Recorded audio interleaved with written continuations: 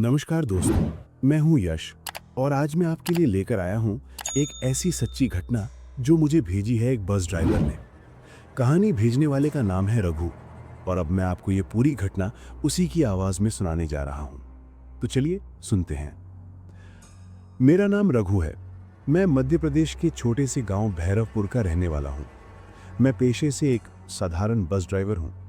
मेरी जिंदगी सड़क, बस, धूल, धूप और यात्रियों के बीच ही बीतती थी। मैं रोज की तरह सुबह 5 बजे उठकर बस की चाबी लेता हूँ, इंजन स्टार्ट करता हूँ और अपनी वही पुरानी रूट पर निकल पड़ता हूँ। लोग मुझे बड़े प्यार से रघु भैया कहते थे।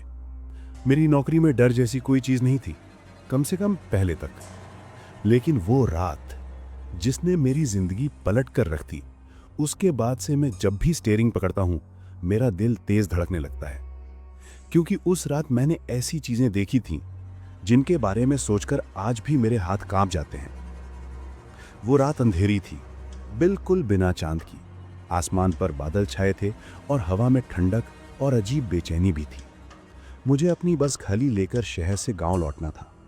आमतौर पर रात की आखिरी बस में चलाता नहीं था, लेकिन उस दिन कंडक्टर बीमार था और कोई और ड्राइवर नहीं मिला, तो मजबूरी में मुझे ही जाना पड़ा। बस के अंदर अंधेरा था, मैं अकेला था और रास्ता लंबा। मैंने सोचा चलो जल्दी निकल चलते हैं, जितना जल्दी खत्म होगा उतना अच्छा। इंजन स्टार्ट किया, बस आगे बढ़ी और मेरा डरावना सफर शुरू हो गया। रात की सड़कें अलग होती हैं, वे इंसान से ज्यादा उसके मन को सुनती हैं। ट्रक या बस की आवाज दूर तक गूंजती है, फिर अचानक सब शांत हो जाता है। सड़कें वीरान, पेड़ काले साए की तरह और हवा जैसे फुसफुसा रही हो। ऐसी रात में ड्राइविंग का अपना ही अनुभव होता है। मैं वर्षों से ड्राइवर हूं, लेकिन उस रात कुछ अलग था। बस के अंदर अजीब सी ठंड महसूस हो रही थी। हल्की हल्की बदबू भी आ रही थी, जैसे कोई गीली मिट्टी बहुत समय से सड़ रही हो। मैंने खिड़की खोली, हवा का झोंका आया, ठंड मेरे चेहरे से टकराई, लेकिन बदबू अंदर ही अंदर बनी रही। मैंने सोचा शायद बस में कहीं चूहा मरा होगा, बाद में देख लूंगा। लेकिन असली कारण कुछ और ही था।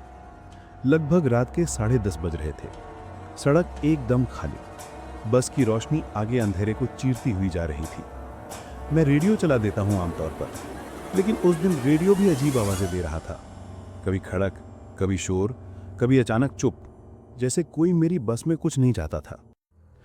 लगभग 15 किलोमीटर चलने के बाद मुझे लगा कि मेरी रियर व्यू मिरर में कोई बैठा है। मेरी बस खाली थी, एकदम खाली। मैंने तुरंत शीशे में दोबारा देखा, कुछ नहीं था। मैंने सोचा थक गया हूं, शायद भ्रम हुआ। लेकिन दिल मान नहीं रहा था। मैं ड्राइव करता रहा। 5 मिनट बाद फिर वही एहसास। इस बार सिर्फ एक आकृति नहीं, 3 आकृतियां दिखाई दी। सब पीछे की सीटों पर बैठे थे। सबके चेहरे गायब, सिर्फ काली छायाएं, और जैसे वो सभी मुझे ही देख रहे हों। यह दृश्य ऐसा था कि मैं चीखना चाहता था, लेकिन मेरी आवाज गले में ही फंस गई। मैंने मिरर को नीचे कर दिया ताकि दिखे ही नहीं, लेकिन जैसे ही मिरर नीचे किया, बस के अंदर से सीटों के दबने की आवाज आई। धप धप, जैसे कोई आगे की तरफ आ रहा हो। मैंने पागलों की तरह मिरर वापस ऊपर कर दिया। वे फिर गायब थे। मैं समझ नहीं पा रहा था कि मेरे साथ क्या हो रहा है। क्या मैं पागल हो रहा हूं? क्या ये सब मेरी कल्पना है? अगर सब भ्रम होता तो आवाजें क्यों आती?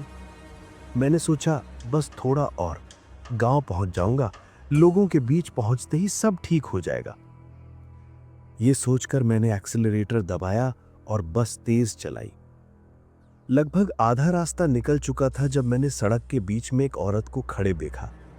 सफेद साड़ी में, लंबे खुले बाल, सिर झुका हुआ। बस की हेडलाइट उस पर पड़ी तो लगा जैसे वो अचानक से प्रकट हुई हो। मैंने तुरंत ब्रेक लगाया। बस रुकी। टायर सड़क पर घिसटते हुए चिल्लाए। औरत बिल्कुल शांत, जैसे हिलने की जरूरत ही ना हो। मैंने हॉर्न दिया, कोई प्रतिक्रिया नहीं। मैंने सोचा शायद किसी की तबीयत खराब हो, मदद चाहिए। मैं धीरे धीरे बस से उतरा। जैसे ही जमीन पर पैर रखा, हवा में एक अजीब सर्द लहर भागी। मेरे हाथ कांपने लगे। मैं उस औरत के पास पहुंचा। उसने सिर उठाया। मेरी धड़कन रुक गई। उसका चेहरा नहीं था, एकदम सपाट, मानो किसी ने पूरा चेहरा मिटा दिया हो। मैं डर के मारे पीछे हटने लगा। अचानक वो मेरे पीछे बस में चढ़ गई। दरवाजा अपने आप बंद हो गया। बस की लाइटें झपकने लगी। इंजन अपने आप बंद हो गया। मैं अंदर भागा, लेकिन बस में कुछ भी नहीं था। औरत गायब, जैसे हवा में घुल गई हो। मैं डरा हुआ था, लेकिन बस को वहीं छोड़ भी नहीं सकता था। मैंने फिर से चाबी घुमाई। इंजन बड़ी मुश्किल से स्टार्ट हुआ। बस आगे बढ़ी, लेकिन अब स्थिति बदतर हो चुकी थी। रियर व्यू मिरर में पूरी बस भरी हुई दिख रही थी। सब यात्री, सबके चेहरे गायब, सब चुप। सब मुझे ऐसे देख रहे थे जैसे मेरी आत्मा खा जाएंगे। मैंने चीखते हुए मिरर तोड़ दिया। कांच टूटकर नीचे गिर गया। लेकिन जैसे ही मिरर टूटा, बस के अंदर हलचल शुरू हो गई। सीटें हिलने लगी। हल्की हल्की कराहने की आवाजें, किसी के चलने की आहट, सांसों की आवाज, जैसे सैकड़ों लोग बस में बैठे हों।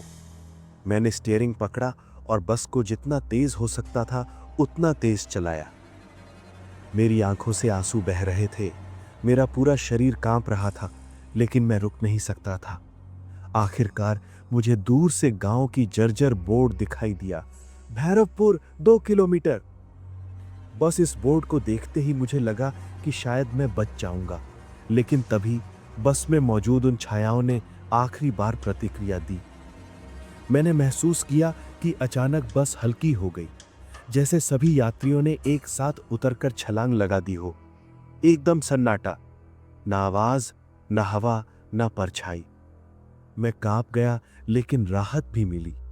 कुछ ही मिनटों में मैं गांव के अंदर था। लोग मिल गए, रोशनी मिल गई, आवाजें, इंसान, जिंदगी। और बस जैसे अचानक सामान्य हो गई। कोई बदबू नहीं, कोई आवाज नहीं, सब खत्म। अगले दिन मुझे पता चला कि जिस सड़क से मैं लौट रहा था, 3 साल पहले उसी रास्ते पर एक पूरी बस खाई में गिर गई थी। उसमें सवार सभी 27 लोग मारे गए थे। ड्राइवर की गलती नहीं थी। रात में सड़क पर खड़ी सफेद साड़ी वाली औरत ने उसे भी धोखा दिया था। चीखते चिल्लाते बिना चेहरों वाले लोग वही थे। तब मुझे एहसास हुआ कि जिस बस को मैं रात में चला रहा था, उसमें असली यात्री शायद मैं अकेला ही था। बाकी सब वे थे जो आज भी उसी रास्ते पर फंसे हुए हैं। आज भी जब रात होती है और मैं बस में अकेला बैठकर इंजन स्टार्ट करता हूं, तो मुझे लगता है कि वो रियर व्यू मिरर जो मैंने तोड़ा था, उसमें से कोई मुझे अब भी देख रहा है।